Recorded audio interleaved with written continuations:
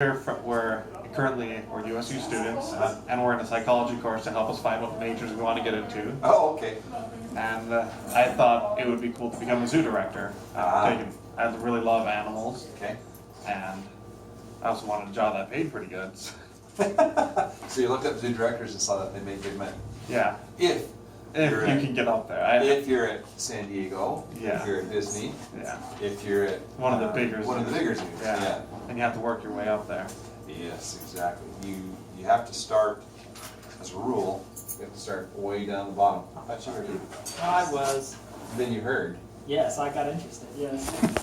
He's now interested, everybody. Look at him. See you, Haley. Thanks. So, yes, where did you start on the level up to where you currently are at? He took a shortcut. I took a shortcut. Well, I'd like a shortcut. Shortcuts are good. I worked as a county extension agent for 2 states, Ohio State University and Fort Wyoming. Mm-hmm. And so I did not have any experience in the zoo until I came here. But I think I'm one in a million that can do what I did. Yeah. And the way you would, if you become a director of a zoo, you'd have to go find a non-accredited backwater, little small zoo. Yeah. In order to do that. Mm-hmm. And I don't make anywhere near what those other zoo directors and other zoos make. Yeah. He's agreeing. Yeah. Because I make even less. And so that's kind of, but your career starts out. John changed his career when he was in school, and you were in journalism. I was in journalism, yes. And then he decided to change, and he did his master's in England. What did they call your degree? So my master's is in zoo conservation biology. So essentially, they taught us how to run a zoo. So we took everything from nutrition to physiology to animal behavior to like small and medium business management classes. So. I think that's probably the preferred and the easiest job to go. Mm-hmm. Now, I said I started where I'm at, but I have a master's degree in animal science, reproductive physiology. And I worked with livestock. I raised them myself, and I did everything that I'm doing in my previous job for about, I have at least 15, 17 years experience. So it wasn't like I just came in, didn't know the one end from the other. My experience has prepared me for this pretty well. Yeah. So you get a degree in that, whether it's wildlife, whether it's biology, whether it's animal science, something along those lines. It's going to be very helpful. But I've attended conferences where the other CEOs or presidents or whatever they call them at those zoos, they have degrees in business administration and other things. So it all just kind of depends on the track that you take. Mm-hmm. And to find out that, you'd have to talk about what zoos they went to. But if you start out on a zoo, you usually start off at keeper level 1. Yeah. And you just work up from there. I've seen some where they've been a keeper for a while, and then they jump over to like an education director, and then they'll go back to another zoo and they'll do a curator, and level 3 or whatever, and then they'll go to another zoo, curator level 1, and then they may do. I even saw some that did a gift shop there for a while. So they kind of got all aspects. So by the time they worked up to that, they were pretty well rounded in the zoo background. They kind of hit almost every area of the zoo. They knew what their employees Exactly. So it just all depends. And when you start at the zookeeper level 1, it's diet preparation. You're cleaning the cages, Oh yeah. and you don't have tons of animal interaction. As you keep working up, then you get into where you start doing some of the training or the enrichment, and you start making plans. You start doing other things with the animals and working more through enclosures. But it isn't something you just jump right into and start doing. Mm-hmm. All right. What got you interested in this line of work? I always knew from a little kid I was going to be a vet when I was little. And as I grew and went to school, I looked at things and evaluated. I knew I still wanted to be involved in the animal industry. I like animals, and I like working with them, and so I knew I wanted to do something. And so when I was in Ohio and pondering a change in careers, just to come back, because my wife and I are from this this area from Idaho. And I wanted to come back. But I didn't want to be an extension anymore because it just was a 90-hour-a-week job. And it wore me out. I loved it, but it wore me out. And so, I've always wanted to work in a zoo. And then I found this little small unaccredited zoo that needed a lot of help. And so that's how I got into it. But it's always been in the back of my mind. I guess, what's your typical workday like?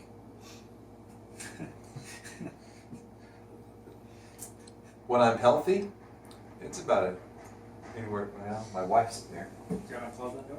I don't want her to hear. She'll say I'm lying. It's probably a 10 to 12, 13 hour day. She probably doesn't like all those. It's pretty typical. Yeah. But what does it entail? For me, it entails a lot of staff organization. It entails, I'm over, again, because I'm a small zoo, I do a little bit of everything. HR, nutrition, maintenance, vet, record keeping, PR, media, working with the local politicians and stuff like that, and building networking, maybe another. So my day's pretty varied. That's partly why I like my job, because it is pretty varied. I don't get bored real often. I don't know if I've ever been bored, overwhelmed with everything I don't get bored. So it just varies. I walk around the zoo. I try and go once a day just to make sure everybody's okay. Inventorying, we're getting ready for events, and so we're doing things. This morning I raked up a little area. I was out there raking leaves. Sometimes I just need a break, and so I'll go rake for a half hour, an hour, and it feels good. So it is if you like variety, there's variety in working with a zoo, especially a smaller zoo. The larger zoo, you'll be in one area. You'll work with one animal or with an area, but in this zoo, you get a little bit of everything. So. Interesting.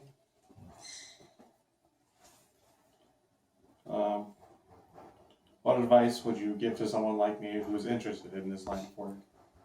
Want to answer that one? Are you okay being dirty? Yes. Smelly? And just put your head down and get to work. Really, that's about the best advice I could give you. Because it's not easy. Every day is a challenge, and it's like you were saying, it's always a different sort of challenge. So whether it's you have a sick animal one day, or you have a tree that fell down and broke one of your fences, every day there's lots of work, lots of things to deal with, and it's always a surprise. I heard on a radio show maybe a couple months ago, they were talking about different careers and jobs, and the lowest turnover and the highest satisfaction job in the nation is zookeeping. Wow.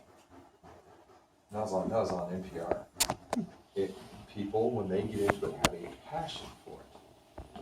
And you have to know that it's not going to pay real well for a while. Everything that he said, and they start off, and I think what I've noticed too, and it helps here, is if you start off volunteering, and then you're very consistent in being here and doing a good job, and you may not get a whole lot of variety for a while. You're stuck in the bottom for quite a while. But if it's just basically a waiting game. It's a patience game. If you'll wait it out, eventually something will shake loose, and then you really start moving pretty quick. But it's a passion, and I was really surprised to hear that on that radio. But people love it. Everyone talks about handling the animals. You have to know this too. When you commute, you're not going to handle a lot of animals. We don't have snow leopards. We don't have hippos. We don't have tapirs. And so you don't get to take a little baby polar bear cub home at night and feed it every 2.5 hours. The best you can get is you go check the temperature on the incubator in April and make sure the temperature and humidity are all right.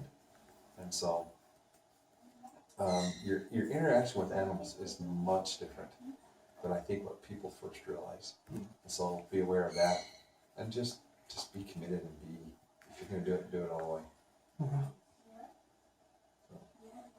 Just what's your favorite and least favorite animal to deal with? For both of y'all. Yeah. Here or in zoos in general? In general or here? You can choose. Hi. Hello. You're being videotaped. Okay.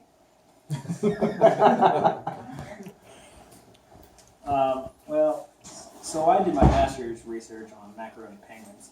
Nice. So they have to be my favorite, just because I got to work with them every day and hand feed them and do all kinds of hands-on care. But that was a different situation in England. We don't really have that here. My least favorite. Well, I have a turkey who's not my best friend. I wondered if you were going to say. I literally cannot walk into the back without him chasing me from one end to the other, and I have no idea why. So what's your favorite here then? Oh man, I love our little western screech owl, Houdini, just because she's cute. She always comes in affectionate, at least towards me. And she knows that she's cute and she likes to show herself off. So Worst kind. yeah, You know, and she's 15, 16, maybe even 17, and in the wild they live like 8 to 12. Wow. So you gotta have a soft spot for her because she's just outlived it. She's broken the curve. So Wow. And what are your favorite or least favorite? in all honesty, I can say I don't have a least and a most favorite animal. Okay. I love them all. They're all fascinating. From the iguana, even the cockroach is fascinating. And the mealworms, they're all fascinating. Every animal that we have completely fascinates me. Individuals within the species are different. yes, There are individuals, and sometimes it's seasonal, because I hate to deal with them during the breeding season. But it's the individual, and it's not the breed. It's just their personalities. All the animals have different personalities. So I love them all. I love sandhill cranes, but the female during the breeding season is a beast to work with. She is nasty. We've named her Maleficent for a reason. She talks about the turkey. He's one of the few I think that he still harasses. But from April through August, he's a turd, and so we've named him Turd. So it's just individuals, and you keep that in perspective too. It's breeding season. They're kind of doing what they are supposed to do, and because the reason particularly the sandhill, the reason she acts that way is because she was hand fed by humans, so she's imprinted on humans. So whenever we go into that territory in the nesting season, she sees us as a threat. A wild sandhill would no more do that than fly to the moon. It's just how they were raised, and so it's not even really their fault. It just makes me grind my teeth when they have to just deal with them because they're so mean. So I really don't. I don't have faith. I really don't. I love them all. All right. Anything else? We just have a list. And So we don't forget. I forget. Here's a good one that we have is that are there any perks or benefits that a zoo manager receives? Kind of like, do you get free walk on to like San Diego Zoo or something like that? Get free walk on here, I'm guessing. Free walk on here. Yeah. all access passed. Yeah. Well, yes. Okay, here to the zoo, yeah, you have keys. So I can come in on Sunday when no one else is here, and it's really, really nice and get a private little deal. I come in every year on Christmas Eve and see the reindeer. Nice. Oh. Now you know. You do have, there are, even just working here, but yes, amongst other zoos, if you tell them you work at another zoo, they generally roll out the carpet for you and take you in, and they show you behind. So, yeah. Oh, that's cool. Especially, I went to Oregon for vacation this summer, and I called them before. I said, I'm coming, I'm going to be here. Can I possibly get a tour? Oh, sure. How many are you bringing? You know, and then they take you behind the scenes. So you get to see, so there are a few perks like that. That's pretty cool. Just last week we were at another place that showed us a building that doesn't open for another 6 months. Oh. We got to see how it all works and all the new animals that they've got in there for exhibit, and pretty interesting. Oh, nice. And you start to talk about things that you don't normally mention to the public, just like how they designed it and why they designed it that way, and why they did this and why there's this, and then they're always willing to help. Share knowledge. They do. They share knowledge very freely. So, yeah, there's a few perks. But you also, as a director, you're also the buck stops with you. You get blamed for everything, good and well. Sometimes good, but always bad. And so there's those type of things. I'm trying to think what other perk it would be.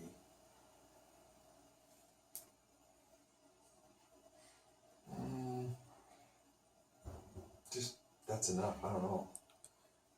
Yeah. That's cool by itself. The fact that it almost feels like more of a family sort of aspect between different zoos, and being able to go and get that tour that not a lot of people could get by themselves. That's really cool. And that'll extend it even to your family. That's the nice thing. If I go, I can take my wife and kids, and they'll get involved in that. Nice. Yeah. Another question: what skills must somebody absolutely have to succeed in working at a zoo?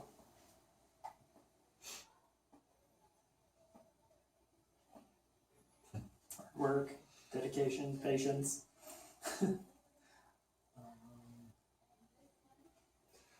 That's gonna carry it. That's gonna account for 90+%. That if you're just dedicated and a hard worker, you're trustworthy, you're dependable, you gotta be careful how I say this. I like people that can problem solve, kind of sort through things on their own, that don't have to have their hands up. Yeah. I like to see a little bit. There's that balance, because you also don't want someone to walk into the lion enclosure thinking they're first, oh, I've been here a month, I know what I'm doing. That's a little bit too much, but I like people to be able to sort things out and kind of come up with some things on their own. This is harder and harder to find, is people with a lot of animal experience. But boy, when they have it, it makes a ton of difference. But I was one of those that was raised with no animal experience. I was raised in the middle of town, next to the interstate. Mom and Dad wouldn't let me have a dog. Oh. So, how did I get it? I had friends whose parents had chickens and goats and horses, and I made sure I was good with stalls and doing everything I could. So where did you grow up? In Idaho. Okay. Yeah. Lastly, what is the employment outlook in this field over the next, let's say, 10 years? I don't have any data to back this up. I'm just going to kind of project on my own. I think it'll remain steady to maybe increase a little bit, but I think you'll see zoos evolve. And right now, you've got zoos. There's presidents, CEOs, directors, whatever they are, have been there for 20, 30 years. You're going to see a huge shift in the leadership in the next 5 to 10 years, just because they've been there for so long. They're going to retire, so you'll have a huge shift for a while, and then they'll lock down again. Yeah. So it just all depends on where you're at in your cycle and how well you progress. So you could say that there's some challenges ahead at zoos, and it depends on how they face them and handle them. But I don't see it dying. Just that it's hard to increase. It's not like a restaurant that pops up every month. Right. This is the only zoo we're going to have in Logan, period. Yeah, but can zoos evolve to where they have more? Can we have a branch of the Willow Park Zoo in Bear Lake? Can we have a branch of the Willow Park Zoo in Malad? We'll see how they evolve. Oh, I got a question. What does it take to start a zoo? I don't think that it's just, I'm going to grab an animal here, an animal there, and just put you in a cage and show you off. No. You have to work, when you operate a zoo, you deal with all levels of government. You'll deal with USDA, U.S. Fish and Wildlife. You will deal with state Fish and Wildlife. You will deal with county and local governments and all the permitting. And everyone, and I still haven't figured all of them out. Because some animals you need state and federal permits, and others you need state permits, and some of them you don't need permits, and some you have to have renewable ones every year. And you need a lot of permits. So you'll work with all levels of government. Wow. You have to have the land, and then if you go for accreditation and you want an accredited zoo, which is at least where we're at, we're still not there, but we're working on it. I still think it's a smart way to go. You'll have to have all your exhibits and your facilities all be up to standard. If you were just to take a zoo bare ground and build it up, and if it was this zoo, so 7 acres, and you do what we did, in order to start this zoo, I would say a minimum of $10 million. Oh, goodness. Yeah. Pocket change. You Pocket know? change. Pocket change. That's We have impressive. some of that. Wow. Yeah, minimum. You could go through that pretty quick. So then how did this get started? Who? Started 45 years ago. It was a park, Logan City Parks employee, and he had a passion for waterfowl. And he just saw this little swamp ground out here that nobody was using, and thought, well, heck, maybe we could just put fences up and we could start an aviary. So he did. He threw out fences. He talked the city into backing it, and he threw out fences, and he started breeding birds, mostly waterfowl. I'd say 98% waterfowl. Wow. And then as time grew, they added a little bit here and there.